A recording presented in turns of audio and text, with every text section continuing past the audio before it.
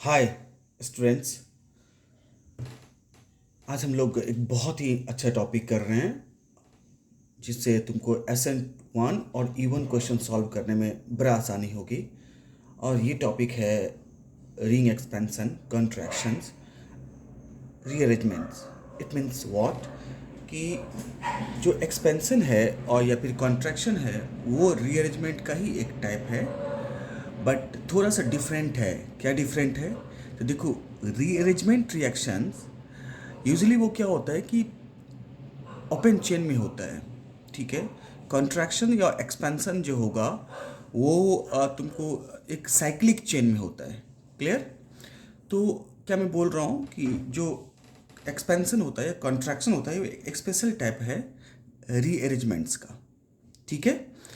तो अब ये आता है कि आखिर ऐसा होता क्यों है, क्यों रिंग एक्सपेंशन या कॉन्ट्रैक्शन होता है। मैं थोड़ा सा रिकॉल कर रहा हूँ बेयर स्ट्रेंथ थियरी को, क्योंकि बहुत सारे बच्चे भूल गए होंगे क्योंकि ये आइसोमेरिज्म में है। जब तुम एनहेक्सेन का आइसोमेरिज्म पढ़ते हो, चेयर एंड बोर्ड फॉर्म, उससे पहले तुम्हें ये पढ़ना होता है बेयर स्ट्रेंथ थियरी। तो अब ये आता है कि बेयर स्ट्रेंथ थियरी अब क्या होगा। और चलो देखते हैं बेयर स्ट्रेंथ थियरी को। तो मैं एक लिखता हूँ यहाँ पे 1 2 एंड साइक्लो हेक्सेन, या यहाँ पे लिख दो साइक्लो साइक्लोपेंटेन।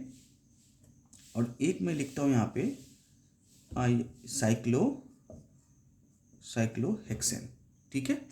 तो साइक्लोहेक्सेन का एंगल कितना होगा? तो ये देखो, इसका जो एंगल होता है ये होता है 60 डिग्री, यहाँ पे इसका होगा 90 डिग्री, और ये होता है 108 डिग्री, और ये होता है 120 डिग्री। तो देखो एक्चुअली क्या है कि इन सब का हैबिटाइजेशन तो क्या होना चाहिए, क्योंकि 4 सिग्मा बॉन्ड है सबके पास, 1 सिग्मा 1 सिग्मा। तो सारे के एटम के पास, सारे कंपाउंड के पास, चाहे वो साइक्लोप्रोपेन हो, साइक्लोब्यूटेन हो, साइक्लोपेंटेन हो, सबके पास कितने सिग्मा है? सबके पास 4 सिग्मा है। यानी 4 सिग्मा है तो क्या होना चाहिए? sp3। और जब sp3 होगा तो क्या होगा? Angle 109 degree 28 minutes. यानी किसी भी कंपाउंड का sp3 होगा तो उसका आइडियल एंगल 109 डिग्री 28 मिनट्स ही होता है। बट यहाँ पे देखो एंगल कितना है? 60 डिग्री। है तो 4 सिग्मा, होना तो चाहिए sp3, और यदि sp3 है तो एंगल तो ये होना चाहिए। तो ये जो आप देख रहे हो, जो एंगल का डिफरेंस है, इसे ही हम लोग एंगल स्ट्रेन कहते हैं। तो बेयर्स स्ट्रेन लॉजिक ये कहता है, बेयर कहता है कि आप ऐसे फाइंड कर सकते हो एंगल स्ट्रेन, कितना एंगल स्ट्रेन है वो आप ये बेयर स्ट्रेन के अकॉर्डिंगली आप ऐसे फाइंड कर सकते हो। बेयर स्ट्रेन डी मतलब स्ट्रेन कितना है, 1/2 109 degree 28 minutes minus valency angle. So इस तरह आप निकाल सकते हो। बट हमें यहाँ पे इसकी ज़रूरत है नहीं। हमें एक्चुअली ये जानना है कि ये जो स्ट्रेन है, ये स्ट्रेन के कारण क्या होता है? एक्सपेंशन हो जाता है, ठीक है। कभी कभार इसी स्ट्रेन के कारण कॉन्ट्रैक्शन भी होता है। तो अब ये देखो कि रिंग एक्सपेंशन या कॉन्ट्रैक्शन का एक्चुअल कंडीशन क्या होता है। ये तो समझ में आ गया कि बेयर स्ट्रेन। तो एक बात मैं बता दूं स्ट्रेंथ्स की, जब रिंग एक्सपेंशन या कॉन्ट्रैक्शन होता है उस कंडीशन में बेयर स्ट्रेन्स की स्टेबिलिटी ज़्यादा हो जाती है रेजोनेंस या फिर हाइपर कंजुगेशन से। तुम जानते हो कि किसी भी कंपाउंड की स्टेबिलिटी रेजोनेंस या हाइपर कंजुगेशन से या इंडक्टिव से हम लोग डिसाइड करते हैं। बट रिंग एक्सपेंशन में या कॉन्ट्रैक्शन में, स्पेशली एक्सपेंशन में, वो बेयर स्ट्रेन के अकॉर्डिंगली ज़्यादा स्टेबिलिटी शो करता है। अब ये देखो कि जो कंपाउंड्स है कि कंडीशन क्या होते हैं एक्सपेंशन की। तो मैं बता दूं कि किसी भी कंपाउंड के अंदर ये कंडीशन है। यदि मैं बोलूं कि क्या कंडीशंस है एक्सपेंशन या फिर कॉन्ट्रैक्शन की। देखो इसका एक है कि किसी भी कंपाउंड के अंदर मिनिमम 3 4 या 5 कार्बन होनी ही चाहिए। मिनिमम 3 कार्बन तो होनी चाहिए एक्सपेंशन के लिए। सेकेंड है कि either the first either first और सेकेंड पोजिशंस, फर्स्ट या सेकेंड पोजीशंस पे क्या होना चाहिए, पॉजिटिव चार्ज। इसका क्या मतलब हुआ, जैसे देखो ये जो साइक्लोब्यूटेन लिख रहा हूँ तो फर्स्ट पोजीशन क्या है, पॉजिटिव चार्ज है। या फिर मैं ऐसे लिखूँ, ये देखो ये फर्स्ट है, सेकेंड पोजीशन पे पॉजिटिव चार्ज है, क्लियर है। तो यदि फर्स्ट यानी ये देखो, ये मैं ऐसे लिखता हूँ, ठीक है। तो फर्स्ट पोजीशन या सेकेंड पोजीशन पे पॉजिटिव चार्ज होगा और 3 to 4 ये 5 मेंबर रिंग होगा। जहाँ तक स्टेबिलिटी की बात होती है स्टूडेंट्स, सबसे ज़्यादा रिंग एक्सपेंशन में स्टेबिलिटी होती है 6 कार्बन की, क्योंकि तुम जानते हो 6 कार्बन का क्या होता है। ये देखो 6 कार्बन का ये कितना होता है, 120 डिग्री होता है। तो इसका एंगल स्ट्रेंथ तो नेगेटिव होगा ना, 120 माइनस 108 करोगे तो नेगेटिव हो जाएगा, है ना। तो अब क्या बोलोगे कि सर तो इसका एंगल स्ट्रेंथ नेगेटिव है, मतलब मान लेते हैं निग्लिजिबल। नेगेटिव का मतलब inside the ring, not outside the ring, inside the ring angle strength होगा। तो हम ये मानते हैं कि एंगल स्ट्रेंथ काफ़ी कम है, लेकिन मत भूलो साइक्लोहेप्टेन में ज़्यादा होगा angle strength, inside the ring ही होगा लेकिन ज़्यादा होगा।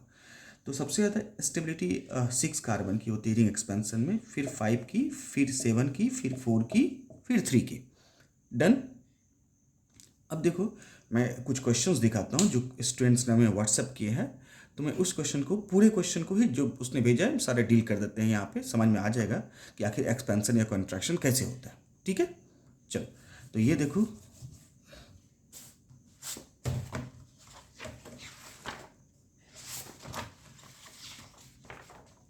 ये तो अब ये देखो इसका जो है ये एक्सपेंशन या कॉन्ट्रैक्शन का क्या होगा। तो यहाँ पे एक है, आप ये देख लो, एक क्वेश्चन है साइक्लोपेंटेन करके। तो मैं यहाँ पे लिखता हूँ, चलो OH। अब देखो क्या होता है कि जनरली एक्सपेंशन, रिंग एक्सपेंशन या कॉन्ट्रैक्शन कैटायन जनरेट होगा तभी होगा। कैटायन जनरेट तुम डिहाइड्रेशन से कर सकते हो या फिर सिंपली एलिमिनेशन से भी कर सकते हो। जैसे हमने HBr लिया, तो अब HBr लेने से क्या होगा कि H जो है इस पे अटैक करेगा, ठीक है, इस पे अटैक करेगा और ये कंपाउंड यहाँ पे क्या होगा, OH और H बनेगा। तो यहाँ से टूट जाएगा, कैटायन यहाँ जनरेट हो जाएगा और यहाँ पे इस तरह से बन जाएगा, क्लियर है।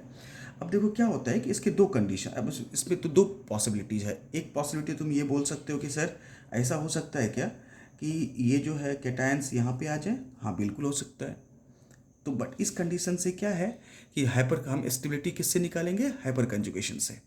तो इसमें 2 4 6 अल्फा हाइड्रोजन्स है, तो इसमें तुम बोल सकते हो कि हाइपर कंजुगेशन अप्लाई होगा। बट अभी हमने क्या कहा था कि यदि रिंग में स्टेबिलिटी जाएंगे देखने के लिए तो उसकी स्टेबिलिटी किससे ज़्यादा होगी, बेयर स्ट्रेन थ्योरी से ज़्यादा डोमिनेंट होगी इसकी स्टेबिलिटी। तो मैं क्या करूँगा कि ये चेन ऑब्वियसली जानते हो कि एक्सपेंशन होगा, क्योंकि 5 कार्बन मेंबर रिंग है तो चाहेगा कि हम 6 मेंबर रिंग में चले जाए, क्योंकि स्टेबिलिटी 6 मेंबर की ज़्यादा होती है। तो क्या होगा कि ये बॉन्ड जो है एक one bond pair of electrons, यानी यहाँ से मैं इसको ब्रेक करूँ तो क्या होगा, यहाँ पे नेगेटिव, ये पॉजिटिव और इसकी पॉजिटिव चार्ज वेनिस हो जाएगा। तो यहाँ पे ये चला जाएगा और पॉजिटिव चार्ज वेनिस हो जाएगा। मैं इसको तुम्हारे कन्वीनियंट के लिए नंबर दे देता हूँ, 1 2 3, इसको 4 5 6 और 7। तो एक तो 6 मेंबर रिंग बन गया, यानी मैं इसको 6 मेंबर रिंग बना देता हूँ और यहाँ पे 6 मेंबर रिंग बन गया और यहाँ पे ये आपका कार्बन हो गया, ठीक है।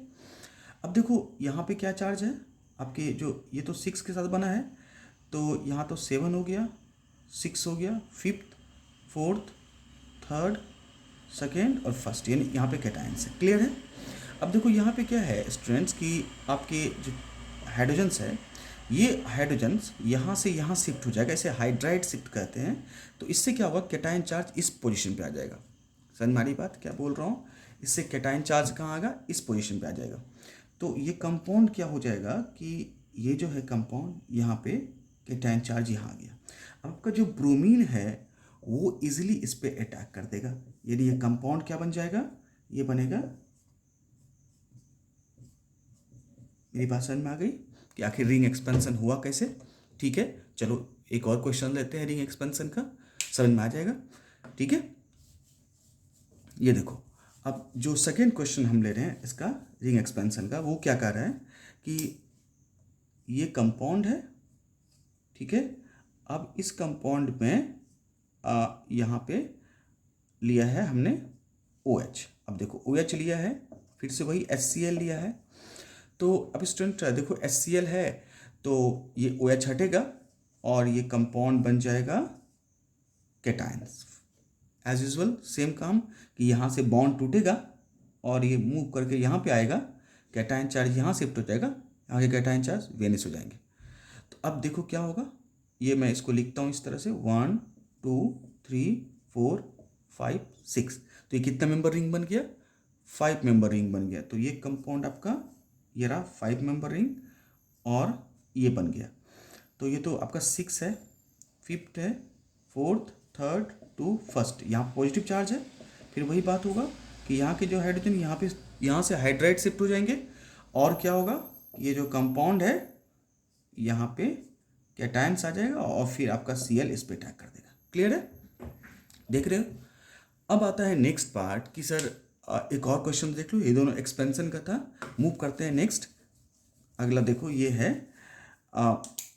ये देखो ये कंपाउंड है और इस कंपाउंड में यहाँ पे OH। तो देखो OH है तो इसलिए यहाँ पे क्या आएगा, कैटायन चार्ज होगा, यानी ये कंपाउंड में यहाँ पे क्या कैटायंस आ जाएगा। क्लियर है। अब जब इस पे कैटायन चार्ज आएगा तो देखो क्या होता है, ये 4 कार्बन्स है। तो क्या होता है कि जो आपके जो 4 कार्बन्स है वो किस में जाना चाहेगा। अब देखो यहाँ पे एक बहुत ही अलग लॉजिक है। क्या लॉजिक है, तो ये देखो कि जो ये 4 कार्बन्स है यानी ये स्टेबल तो है नहीं, क्योंकि ये तो रिंग एक्सपेंशन में कॉन्ट्रैक्शन में जाना चाहेगा, क्योंकि 4 किस में जाना चाहता है, 3 में। ठीक है, 4 3 में जाना चाहेगा। तो क्या होगा, ये कंपाउंड जो है इसकी यानी यहाँ से बॉन्ड ब्रेक होके ये इस पे जाएगा। ठीक है, तो इसको मैं ऐसे लिख सकता हूँ, देख रहे हो यहाँ पे कैटायंस आ गया, यानी इसको सही से लिखो तो ये कंपाउंड ऐसे होगा। अब तुम पूछोगे कि सर ऐसा क्यों हुआ, तो एक्चुअली स्टूडेंट होता क्या है कि कॉन्ट्रैक्शन की इसकी स्टेबिलिटी जो साइक्लोप्रोपाइल मिथाइल कैटायंस है, CPM कहते हैं, या फिर इससे जो इसकी स्टेबिलिटी होगी वो डील होती है डांसिंग रेजोनेंस से। ठीक है, यानी इसे साइक्लोप्रोपाइल मिथाइल कैटायंस होती है। तो साइक्लोप्रोपाइल मिथाइल कैटायंस की जो स्टेबिलिटी होती है ये बेंजाइल कार्बोकैटायन से भी ज़्यादा होती है। ठीक है, उसके एक स्पेशल टाइप है डांसिंग रेजोनेंस, उसके कारण होती है। मैं उस पर जानना नहीं चाहता हूँ, बस एक बात तुम माइंड रख लो अभी कि साइक्लोप्रोपाइल मिथाइल कैटायंस काफ़ी ज़्यादा स्टेबल होता है बेंजाइल कार्बोकैटायन से भी, इवन दो बेंजीन से भी ज़्यादा स्टेबल होता है वो साइक्लोप्रोपाइल मिथाइल कैटायंस। क्लियर है। तो अब हम चलते हैं कि यानी मैं अब मूव करते हैं एक और क्वेश्चंस पे। ये देखो ये है यहाँ पे, ये देखो अब ये कंपाउंड लिया, अब यहाँ पे हमने HBr लिया। अब देखो HBr, अब तुम यदि मार्कोनी कॉप्स लेते हो तो तुम जानते हो कि Markovnikov's means carbocation generate होगा। एंटी मार्कोनी कॉप्स लेते हो तो इसका मतलब फ्री रेडिकल जनरेट होता है, और तुम जानते हो एंटी मार्कोनी कॉप्सूल कभी भी रीअरेंजमेंट में नहीं जाता है। तो यदि मैं इसको मार्कोनी कॉप्स के थ्रू लेके जाता हूँ तो इसका मतलब यहाँ पे कैटायन जनरेट होगा। क्लियर है, क्योंकि तुम जानते हो मार्कोनी कॉप्स का न्यूक्लियोफाइल वहाँ अटैच होगा जहाँ पे कम हाइड्रोजन्स होते हैं अराउंड द डबल बॉन्ड। तो यहाँ पे कम हाइड्रोजन्स है तो ऑब्वियसली कैटायंस यही जनरेट होगा। तो जब कैटायंस यहाँ पे जनरेट होगा, एक बार जब कैटायन यहाँ पे जनरेट हो गया तो ऑब्वियसली क्या होगा, रिंग एक्सपेंशन हो जाएगा और ये कंपाउंड क्या हो जाएगा, ये यहाँ पे ये बन जाएगा। तो एज यूजुअल कैटायंस यहाँ पे आएगा, कैटायंस फिर यहाँ शिफ्ट हो जाएगा, हाइड्रोजन यहाँ पे चला जाएगा, इसे हाइड्राइड शिफ्ट कहते हैं, और ये कंपाउंड यहाँ पे बन जाएगा क्या, ब्रोमीन। सेकेंड केस हो सकता है कि यदि तुम इसको एंटी मार्कोनी कॉप से लेके जाओगे तो इसका सिंपल बनेगा प्रोडक्ट क्या, यहाँ पे Br बन जाएगा। देखो यहाँ पे क्या बनेगा, यहाँ पे Br बन जाएगा प्रोडक्ट। ठीक है, तो इस तरह से चलो मैं एक क्वेश्चन तुम लोगों पे छोड़ रहा हूँ, तुम हमें बताओ ये तुम समझ में आ गया रिंग एक्सपेंशन या कॉन्ट्रैक्शन क्वेश्चंस। तो तुमको ये बताना है कि which of the following involves ring contraction, इसमें से कौन सा है जो रिंग कंट्रैक्शन में जाएगा। ठीक है, क्लियर है? तो अब तुम हमको बताओ, और ये तुमसे हो गया क्वेश्चंस। नेक्स्ट वीडियो लेक्चर में इस क्वेश्चन को मैं डिस्कस करूंगा। तुम बताओ इसमें से कौन सा रिंग कंस्ट्रक्शन में जाएगा। होता है, हो जाएगा तो मैं व्हाट्सएप करो कि सर हमें हो गया है, और उसका स्क्रीनशॉट शेयर करो। तो इस क्वेश्चन को हम नेक्स्ट वीडियो लेक्चर में डील करेंगे। ये तुम्हें समझ में आ गया रिंग एक्सपेंशन या कॉन्ट्रैक्शंस, तो तुम वीडियो को सब्सक्राइब करो, शेयर करो और लाइक करो, ताकि हमें अच्छे से अच्छे नेक्स्ट वीडियो बना पाएँ। Thank you.